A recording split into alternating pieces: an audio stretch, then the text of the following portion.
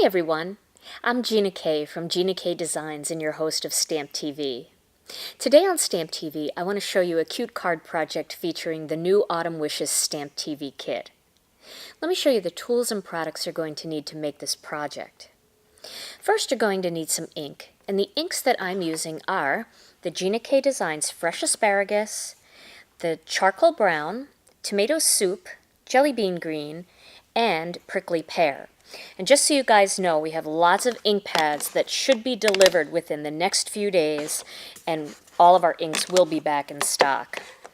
Okay, I'm going to be using the Allison's die set, and this one also is supposed to arrive this week. This is a 2-plate die set, and it has wider ribbons on one plate, and then these inserts, inset ribbons on this side. Now you can use these by themselves, but they also match up really nicely by creating layered ribbon looks. So I'm going to use one of those. Then I have a couple of glue dots here and some mono adhesive.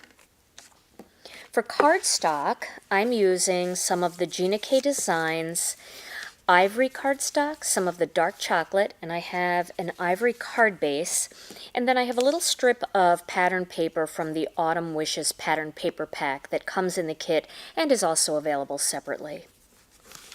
I have some extra chocolate brown, the dark chocolate cardstock, to cut one of those Allison's ribbons dies.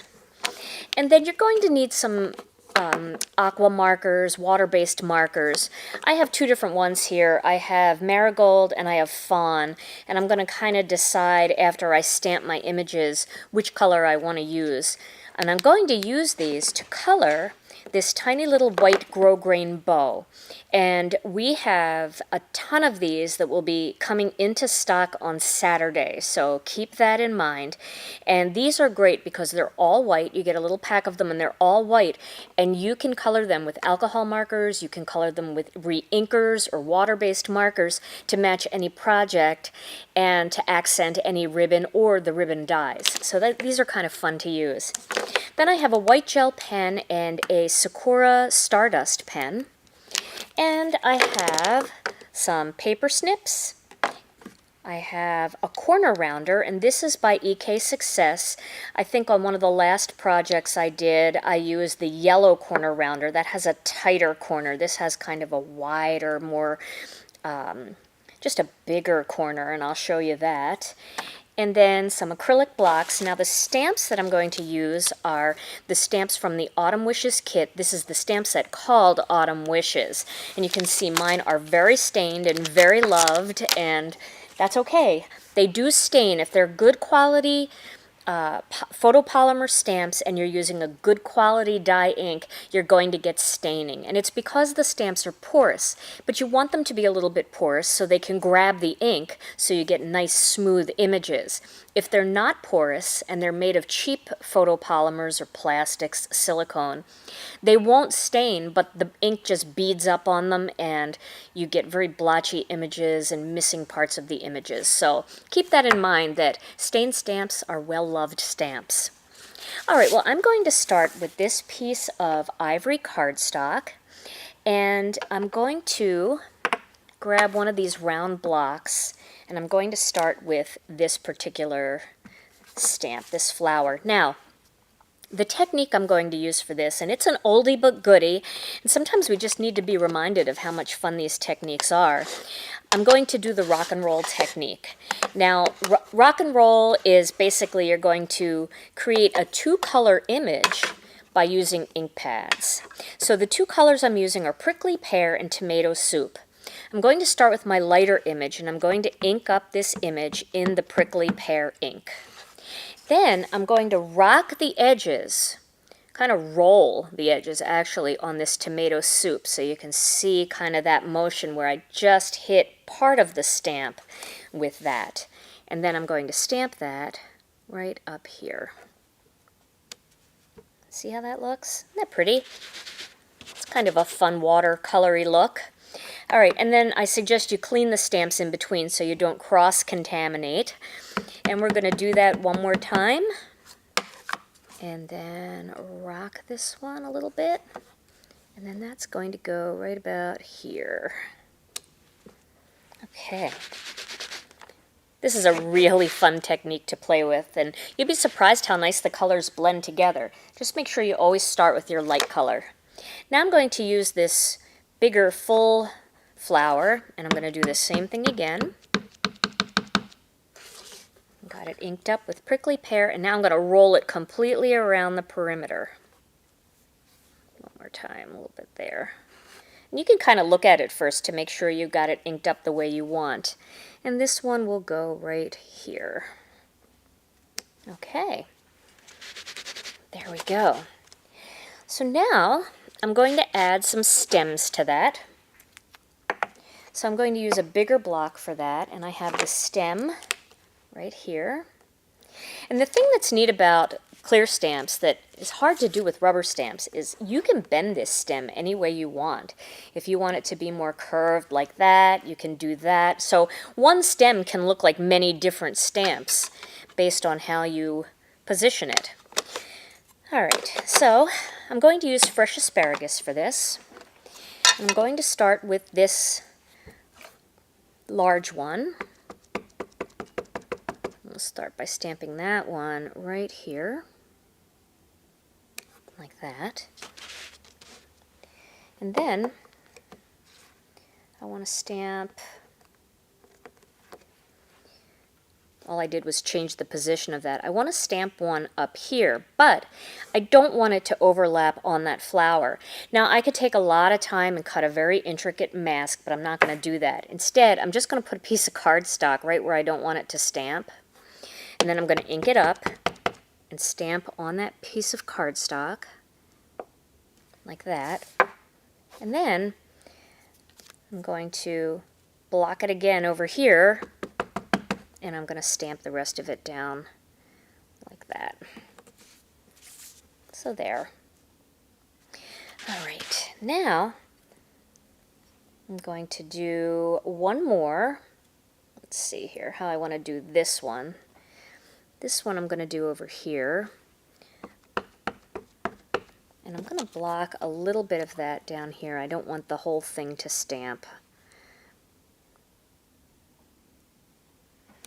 There.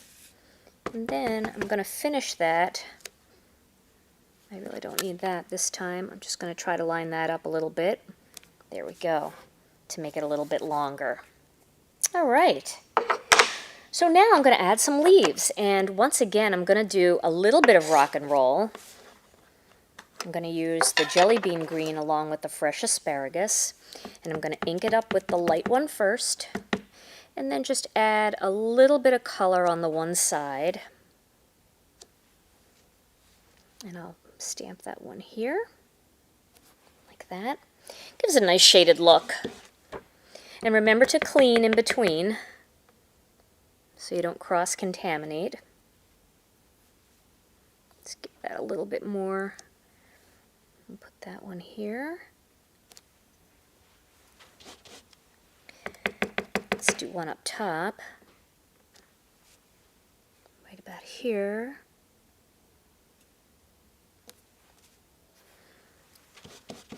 And we'll do another one up a little higher.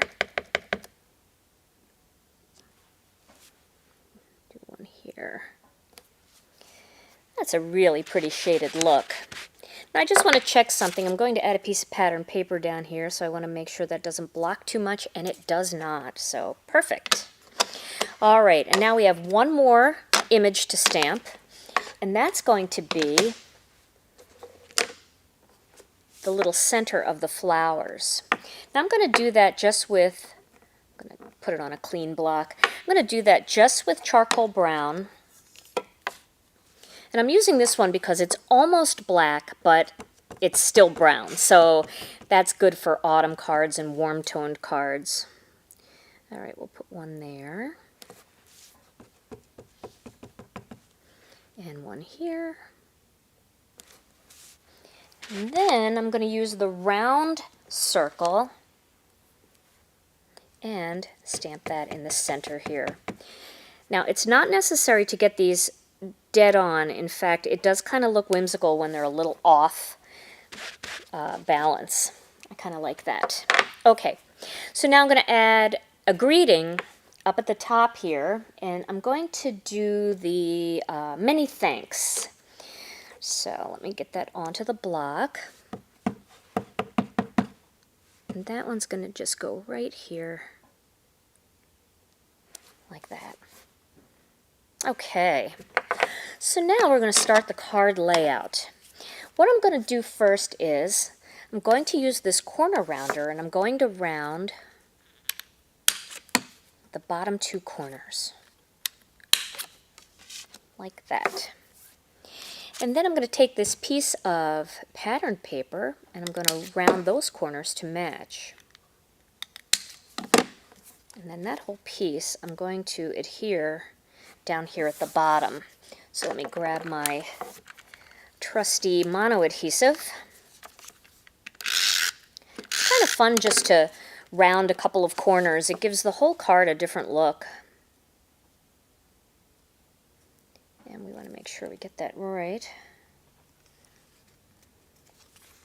That's right. Okay. And then I'm going to add a border. Now the border that I've chosen to use is this first one from the Allison's Ribbon Dies set. And what I've done on this one is I've already cut it out, and then I took a paper piercer, and these little holes get plugged up and they look embossed, and that's a really cute look. I'm going to show you on the card that I made previously to this one that I left them in there, and you can see how cute it looks.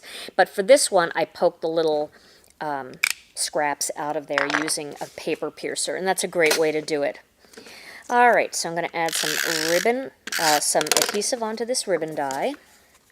And then I just want to line it up. I kind of like this because it just reminds me of grass, even though it's brown. All right, and I'm going to center that like that.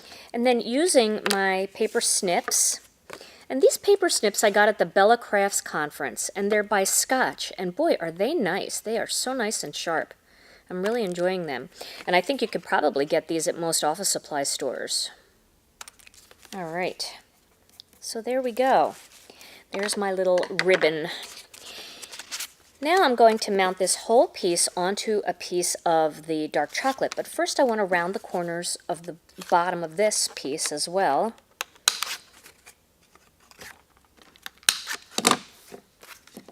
And then I'm going to layer those together.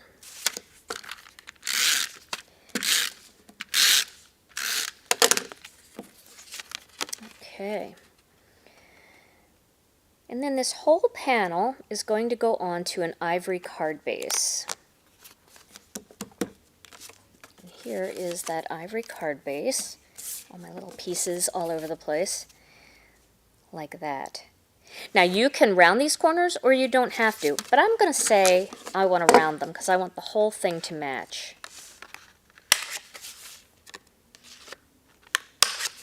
And then I have to do the other side too. And as long as you use that little guide that's in here, they will match up and they'll line up very nicely, so you don't have to worry about it not lining up. It's kind of a little basic in your collection to grab a corner rounder, and they always have those at big box stores. They also have them on Amazon. Okay. So there's my layout. Now, I'm going to use a white gel pen. And we have these Ranger white gel pens that are really nice. I'm just going to add some little white dots to the top of these little cone flowers. And you could leave it just like that for a real subtle look. Or you can do what I'm going to do. You can add some of the Sakura Stardust pen, and if you do the white dots first, it makes the sparkle even more vibrant. It stands out a little bit more because you've got a light color behind it. And just touch each dot with a little sparkle.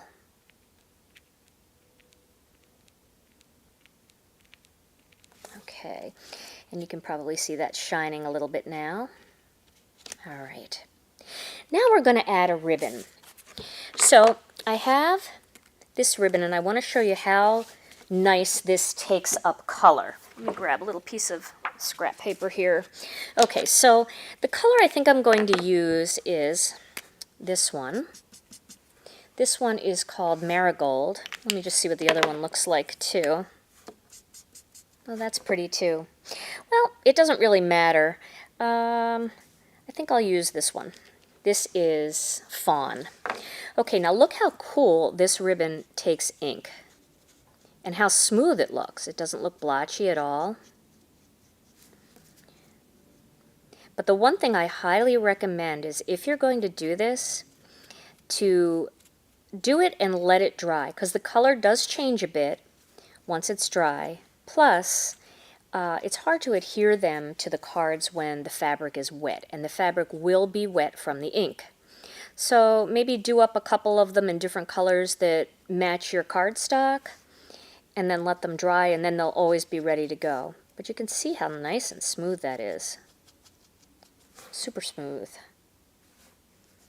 And it does absorb. You don't have to do the back. I mean, why waste the ink? Nobody's going to see that. And then this will go onto your card right about there with one of those glue dots. Now, I can't put it on now because it's wet, but let me show you one that I did last night. And you can see this one I applied with a glue dot. Here's the two different colors. You can see the two different ranges. This is Marigold, believe it or not, and look how much pinker it looks. And this one is Fawn Dry, and this one is Fawn Wet, so it does lighten up a little bit.